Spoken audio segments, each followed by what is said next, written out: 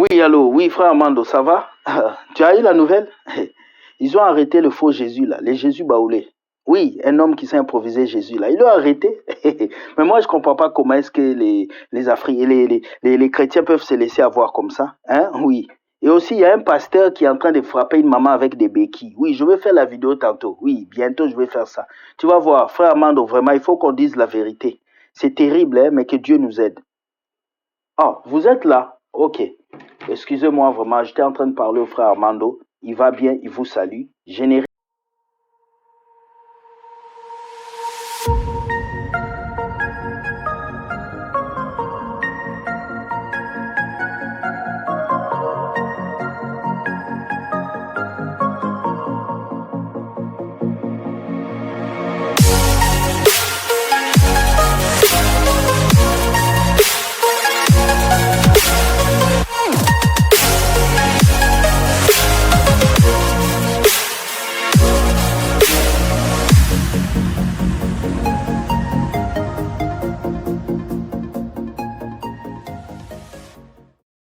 Hello, bonsoir les amis. Je vous salue au nom précieux de Jésus-Christ. Je fais cette vidéo ce soir pour parler de deux choses qui se passent à l'église. La première chose, nous allons parler du Jésus baoulé. Oui, il y a un nouveau homme qui s'est installé en Côte d'Ivoire qui s'est fait appeler Jésus-Christ. Nous allons regarder cette vidéo et puis nous allons revenir. Tu fais quoi pour moi?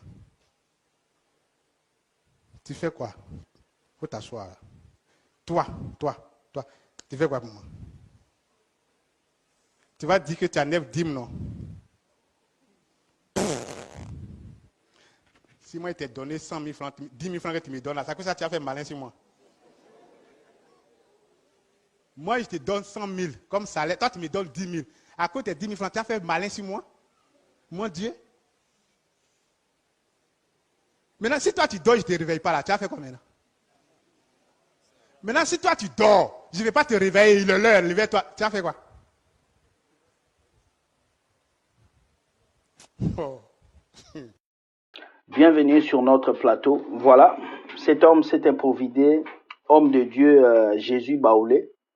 Alors, la Bible nous dit bien, la Bible nous dit qu'ils s'élèveront de faux prophètes, de faux pasteurs, des gens qui diront qu'ils sont Jésus-Christ, qui sont venus pour incarner Jésus. Ne les écoutez pas. Plusieurs séduiront même les saints. Ce qui m'étonne, c'est que pendant que cet homme dit même ces bêtises, il y a des moutons qui sont là qui acclament. Pendant que cet homme dit des bêtises, il y a des moutons qui acceptent ce qu'il dit. Alors c'est triste de voir des chrétiens aujourd'hui qui n'ont pas l'esprit de discernement, qui passent leur temps à suivre des bêtises de quelqu'un comme celui-ci. Mais la bonne nouvelle est que le Jésus baoulé vient d'être arrêté aujourd'hui. Voici la vidéo. Il vient d'être arrêté parce que quoi? Le pasteur l'ont accusé. Les pasteurs ont accusé ce Jésus parce que les pasteurs ont peur de perdre leur notoriété.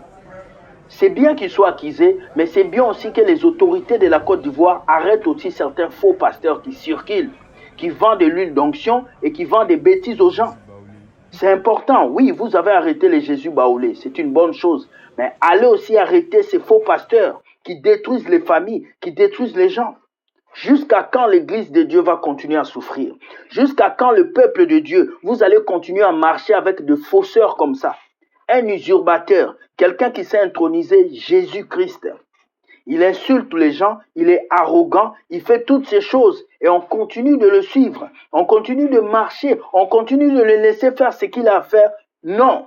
Maintenant que Jésus a été arrêté, amené aux arrêts. Est-ce qu'on va l'amener sur la croix? Est-ce qu'on va le crucifier? Nous allons voir s'il va ressusciter après 6 jours, après 3 jours.